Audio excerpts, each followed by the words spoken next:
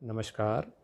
आज बाबा Thakur Das inter college की तरफ से न्यू एजुकेशन पॉलिसी 2020 विषय के ऊपर एक वेबिनार आयोजित किया गया, जिसमें न सिर्फ हमारे कॉलेज के टीचर्स, इसके अलावा सिंधी विद्यालय girls inter college, Mumtaz inter college के टीचर्स भी उसमें शामिल हुए।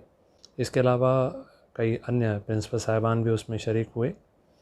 इस वेबिनार में न्यू एजुकेशन पॉलिसी के जो विभिन्न प्राविधान हैं उनको लेकर चर्चा की गई। मुख्यतः चर्चा की गई स्कूल एजुकेशन के बारे में, लैंग्वेज के बारे में, हायर एजुकेशन, टेक्नोलॉजी, फिनांस और उसकी इम्प्लीमेंटेशन के ऊपर।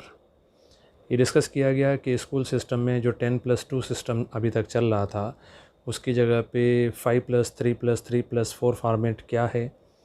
बोर्ड के जो 10th और 12th के एग्ज़ाम्स होंगे, उनका पैटर्न अब किस तरीके से क्या चेंज होगा। प्राइमरी एजुकेशन को लेके 2025 तक क्या लक्ष्य निर्धारित किए गए हैं। ग्रॉस एनरोलमेंट रेशियो के 2035 तक सेकेंडरी स्कूल और हायर एजुकेशंस के लिए क्या गोल निर्धारित किए गए हैं।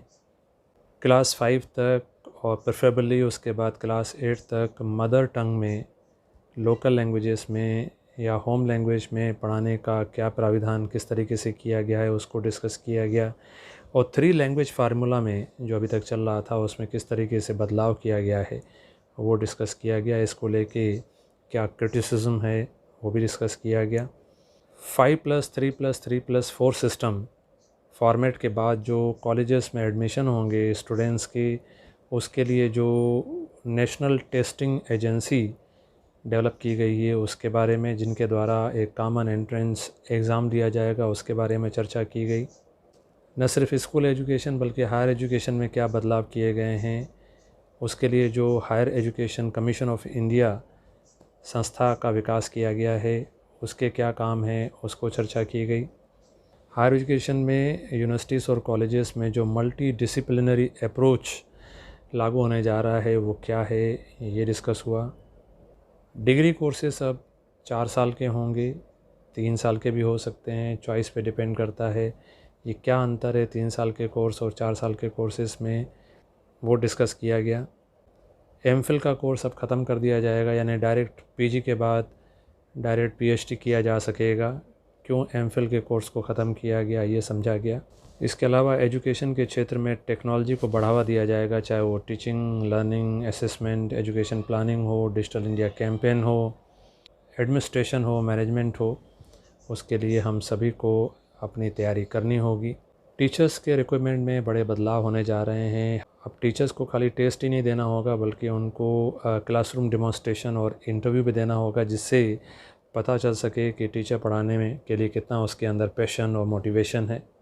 तो इस न्यू एजुकेशन पॉलिसी के द्वारा जो शिक्षा में एक नया ब्रॉड डायरेक्शन दिया गया है, एक दिशा निर्देश दिया गया है, जो कि ज़्यादातर मैंडेटरी नहीं बल्कि एक सलाह है, एक सुझाव है कि ऐसा होना चाहिए।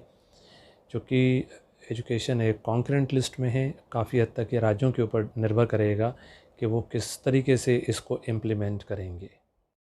रिसर्च भी बताती है, ऐसे अनुसंधान किए गए हैं कि शुरू में बच्चे, प्राइमरी स्टेज के जो बच्चे होते हैं 2 साल से 8 साल के, उनको अगर एक से ज़्यादा लैंग्वेजेस सिखाई जाती हैं, उनको अगर मदर टंग के अलावा कुछ और लैंग्वेजेस भी सिखाई जाती हैं, तो उसका एक कॉग्निटिव बेनिफिट होता है।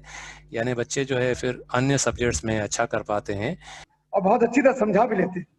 मुझे बहुत खुश हुई सर इसको सुन के, और काफ़ी नॉलेज भी बढ़ा मुझको, मेरे बहुत नॉलेज बढ़ा इसको। मैं पढ़ भी रहा था, मैंने कल परसों मैंने फोटोकॉपी भी कराया था, तो जी उसमें सर। पढ़ा था। जो जो आपने पॉइंट्स बताए हैं बिल्कुल सही सही पॉइंट बताए हैं, जी और सर। बहुत अच्छा लगा, और उसको वो क्लियर हो गए मेरे। कल मैं जब पढ़ रहा था क्लियर नहीं होते थे, आज आपने जो बताया बिल्कुल क्लियर हो गए कि आप 10+2 के बाद भी आप बीएड कर सकते हैं। ये नई चीज आ गई है। अगर कोई एमए हो तो 1 साल का कर सकते हैं, 3 साल का एमए और बीए हो तो 1 साल का बीएड कर सकते हैं। ये भी मुझे बहुत अच्छा लगा, बिल्कुल नई चीज आई है ये। जी पहले सर। ऐसा नहीं था, पहले बिल्कुल। ऐसा नहीं था।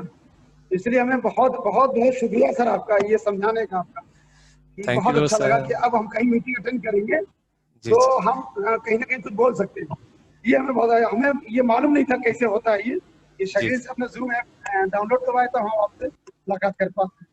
बहुत बहुत शुक्रिया सर आपका समझाने का। ये थैंक यू हमें सर। बहुत अच्छा लगा है सब चीज। आपका भी बहुत शुक्रिया। आपके कई टीचर्स जो हैं इस वेबिनार में जुड़े हैं। एंड नमस्कार वेरी मैम।